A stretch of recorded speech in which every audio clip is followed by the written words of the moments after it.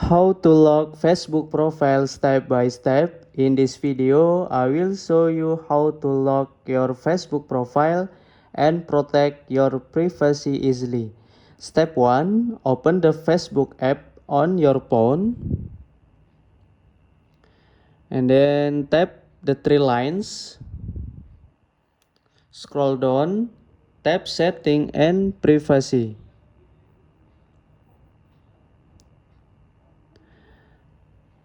Tap setting.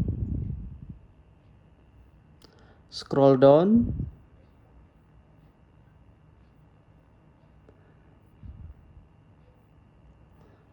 Tap profile locking.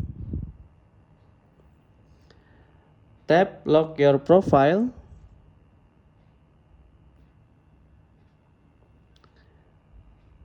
Tap OK. Okay, thank you guys. See you.